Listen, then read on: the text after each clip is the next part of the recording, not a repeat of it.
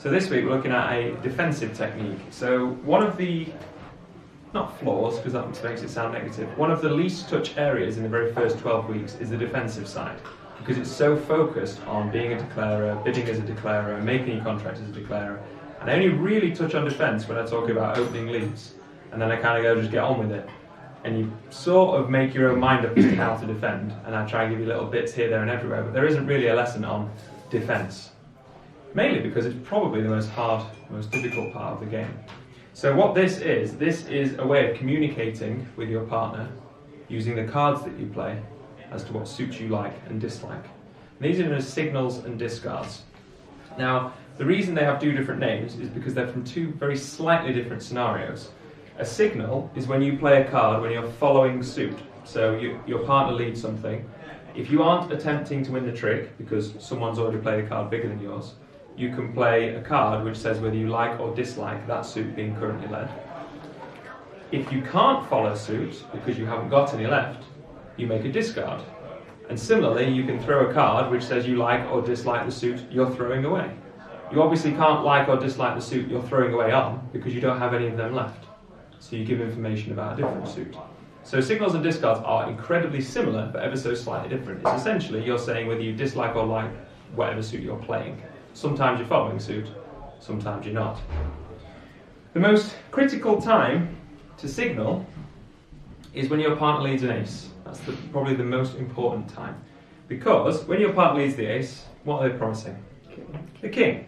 Nailed on, the king. They have the king. So if you look at this scenario here, I'm not worried about their cards for now or what contract they're in. Your partner's got the king of hearts. Okay? So you have all the good hearts, or at least the top three hearts. So let's say we're defending 4 spades. You would like your partner to continue playing hearts because they've got the ace and the king, you've got the queen, so between you, you have the suit pretty sewn up. As far as they are concerned, they don't know where the queen is. So when their ace wins the trick, they don't know whether they should continue playing the king or hold their king back to try and kill their queen. Because they don't know where the queen is. Because they're not going to see it in dummy. So it's either in your hand or in declarer's hand. If it's here, they want to hold their king back to try and kill the queen. If it's here, they will continue playing because you've got the queen. So you need to try and tell them as to whether you would like them to continue or change. And the cards you play underneath their ace is how you tell them. So your little cards, so far I've been letting you get away with just throwing any little card here, there and everywhere. And only the big cards mattered. Now, in theory, every single card you play can say something. I'm not expecting you to be at a level where you can pass 13 messages throughout the hand, because to be honest, you only need to say one thing often. You know, I like hearts, I like hearts, I like hearts. There's no point in saying the same thing 17 times. So what you tend to find is one signal or discard tends to be enough. But you can say all sorts with your cards, and you can get very, very complicated because it's essentially a way of communicating. So when your partner leads the ace, the card that you play underneath it should have some relevance, because obviously you aren't going to try and beat it, because you can't. You aren't going to trump it, because even if you are void, you wouldn't trump it. So the card that you play, you should be able to tell them something, whether you are indifferent, like or dislike what's going on. So what we do is we decide that the number on the card we play either encourages them to continue or discourages them to continue. So if you play a small card or a big card, that says something to them. Now what we consider as small and big are 6 is pretty much the middle ground. 2, 3, 4, 5 is small. 7, 8, 9, 10 is big. 6 is fairly mysterious. 6 and 7, I suppose. 5, 6, 7 are all a bit... If it's a 5, a 6 or a 7, you have to look at what you think they could see. For example, if you can see the 2, the 3 and the 4 on the dummy, it's quite realistic. 5's their smallest one.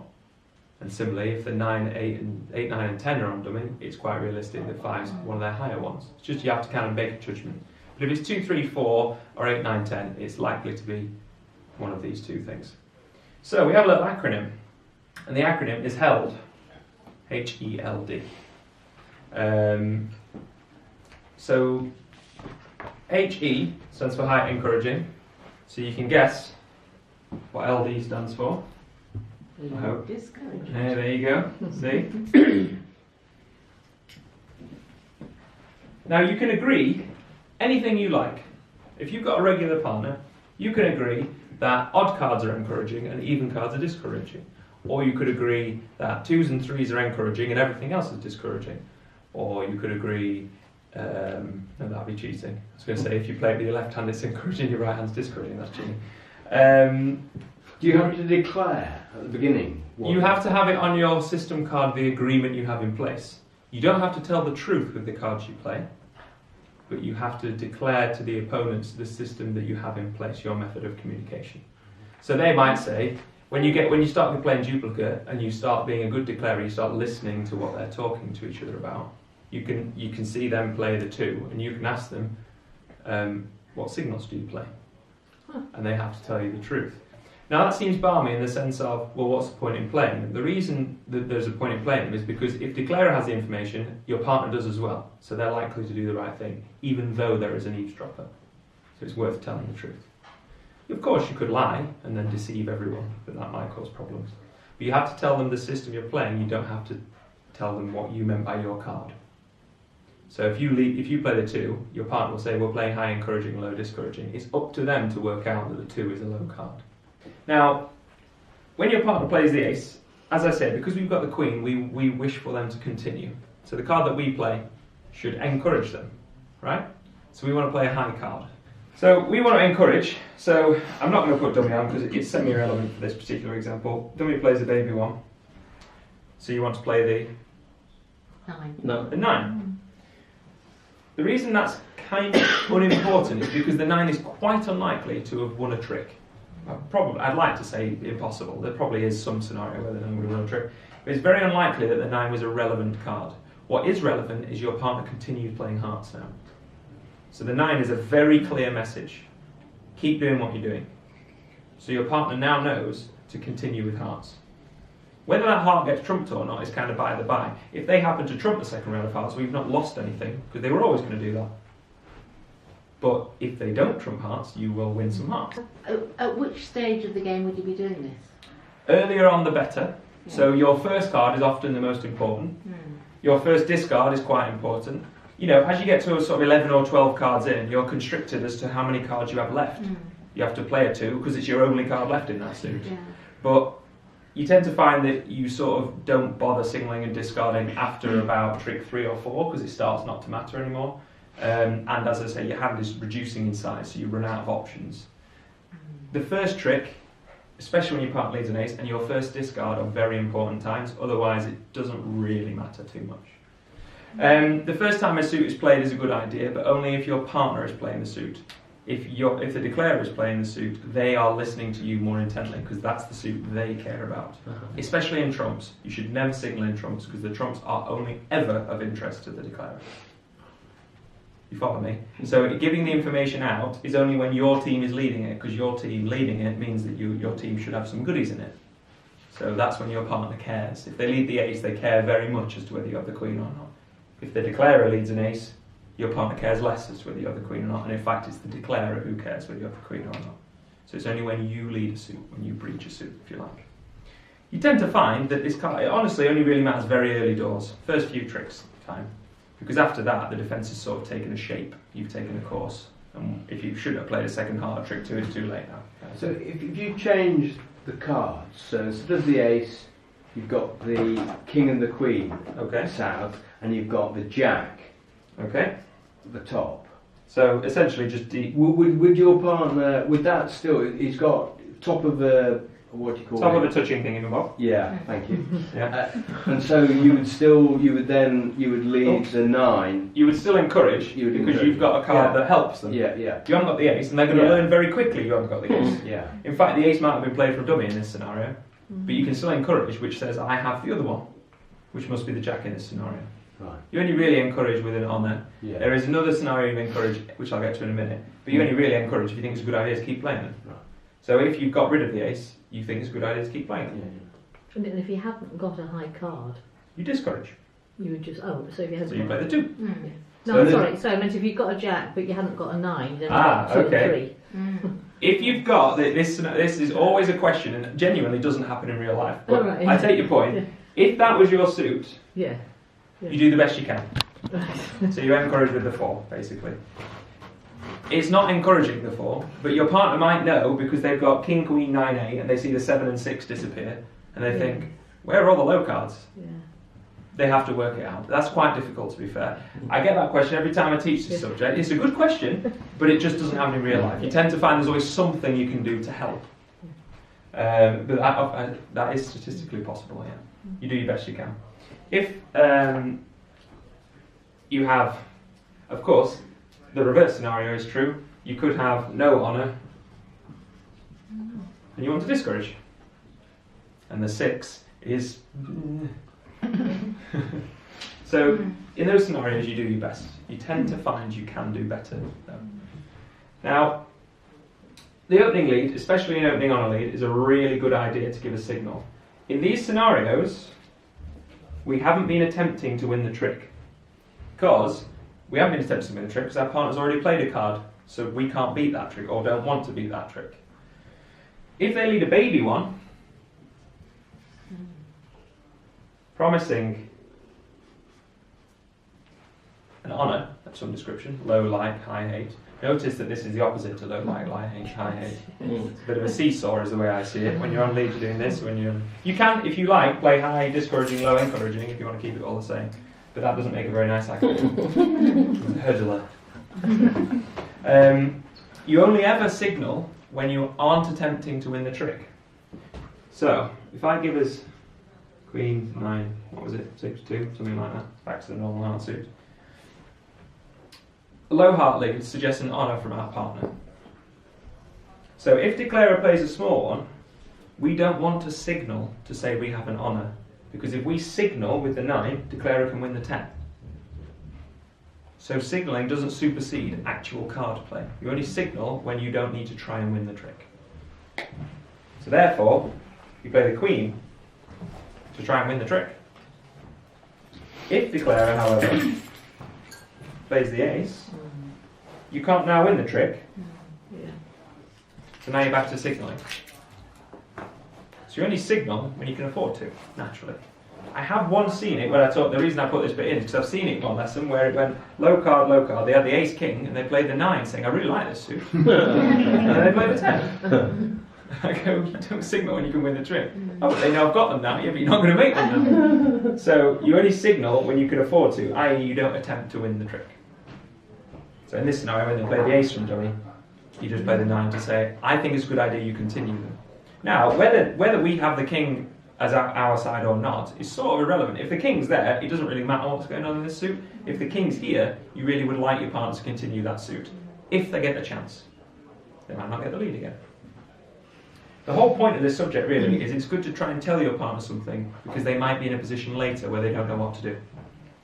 So is this actually more important in no trumps than when there is trumps? It can be more important in no trumps, yeah, because often there is a critical moment when they need to lead a certain suit. So it can be more important in no trumps. Not necessarily the case, but it tends to find itself more useful in no trumps because they run out of things in trumps. So signalling is only really when you're not trying to win the trick. And if your partner leads an honour, of course, you can then nearly always signal whether you like or dislike what's going on. If you were in a trump contract, going against what we just said, Mark, if you were in a trump contract and your partner leads the ace, they promise the king. So let's say we're in 4 spades and we've got some trumps and 2 hearts. When our partner leads the ace of hearts, they promise us the king, yeah? So if our partner plays the ace of hearts and the king of hearts, on the 3rd round of hearts, we will be trumping. So we want them to continue playing hearts. Do you follow me? When we have the queen, we want them to continue because we had a good card. Because in this scenario, we want them to continue because we're going to trump. So when they lead the ace, we want to encourage them. Because they're then going to play the king, and then they're going to play a 3rd one thinking you've got the queen. You've got something better than the queen, arguably, which is a trump. So you only encourage with shortage when you're in a trump contract. Obviously, if this was no trumps, you would discourage because you can't trump it on the 3rd round. If they're in some trump contract, you will go ace baby, 9 encouraging, king thinking you've got the queen, 2, and now they're thinking, queen 9 2, I see. You play a third one, they do something, and you trump it. Now obviously I've made it that they had to keep playing hearts. It's possible that someone else is trumping as well. But the principle is that you would like hearts to be continuously played, because you might be able to make a very cheap trump. If your partner was to change suit, the declarer might get in and take these trumps off you. Yeah? This is a very powerful thing that actually is very useful all the way up. It's not just a beginnery thing and then we teach something else soon. This is it. Defensive signalling is the way to communicate in defence. So you can encourage with either a good card or shortage if the contract is trumps. But you only really tend to encourage with shortage when your partner leads the ace, because you know they've got control to continue playing that suit. If they've led the king, of course, you know that you've not got the ace and they've not got the ace, so you tend to find you've lost control of the hand. Now, a discard is a slightly more tricky subject because there are other suits involved. So, we are in 4 spades. Our partner leads the king of hearts, which promises the queen. Declarer plays the 6 from dummy. We playing the what? The 4. Why the 4? Yes, that's right. Why? We don't like hearts. We want to discourage them. So 4. Declarer plays the ace.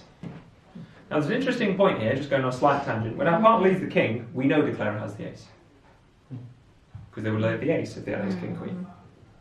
So when you start to trust one of those cards, you can start to place things. You can start to work out what's going on.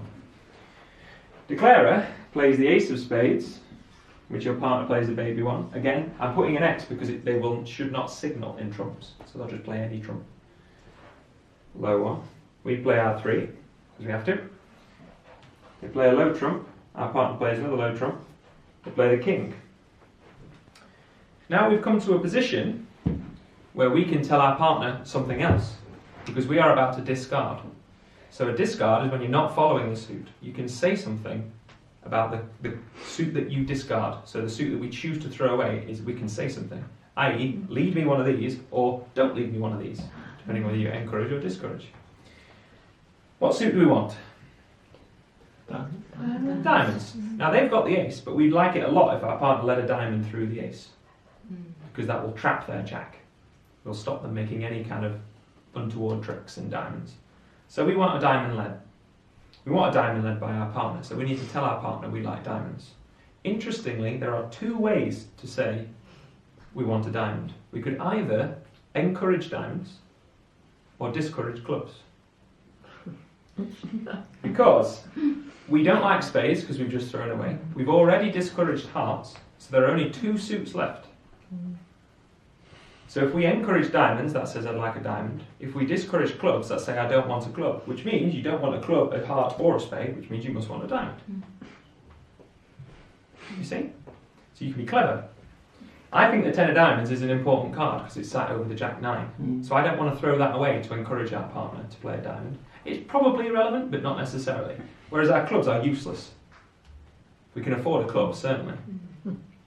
So therefore, I would discard a low club. And that says, sorry? Low what? A low one to discourage clubs. Right. Yeah. Well, okay. Yeah. Oh, So, it's the So we don't want same them happens for both. exactly. So our partner should be, if they're watching, of the information, they didn't like my heart lead, they haven't got any trumps left, and they don't want a club.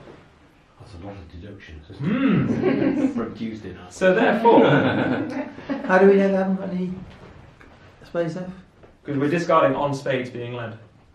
Spades being led in the second round. Not only that, that's trump, so you tend to discard that anyway. You to discount that as a suit that they would want. So you can be clever by process of elimination, or you can just directly ask for something, whichever is easier. In this case, the reason I'm not directly asking for a diamond with a 10 of diamonds is because I think that's an expensive card to use. We don't have to play that. You can be cleverer than that. If you felt like your partner wouldn't be clever enough to work it out, sure, throw the 10 of diamonds. But I like to think they would be. Alright? The 10 of diamonds isn't wrong, it just might cost a trick if the declarer's got some diamonds as well. Now, when we do that, that's under the assumption our partner can gain the lead again. It's possible that this card is completely irrelevant because declarer draws the trumps, runs loads of tricks, God knows where, clubs, let's say, and it didn't actually matter. But if your partner does gain the lead again, they might be choosing between clubs and diamonds. And looking at the dummy, in theory, diamonds are stronger than clubs. So if they go just on the dummy, they're going to choose clubs. But we want a diamond. So you can essentially steer them towards something. Sometimes it doesn't matter, sometimes it does. You might as well tell them. Declarer can listen and go, oh, they don't want a club or a heart and they haven't got a trump, so they must have good diamonds. But that actually does them no good. The fact that you want a diamond, all they know is they shouldn't play diamonds themselves, but they weren't going to, missing the king, queen and the 10. So declarer has heard you but can't do anything about it. Your partner's heard you and hopefully will do something about it. If they were listening / watching. Okay? I can tell it's going to be slow hands time. You're staring at each other. Slower than usual. Okay, do you see that? Now again, it might be unimportant, but the small cards or big cards you play say something.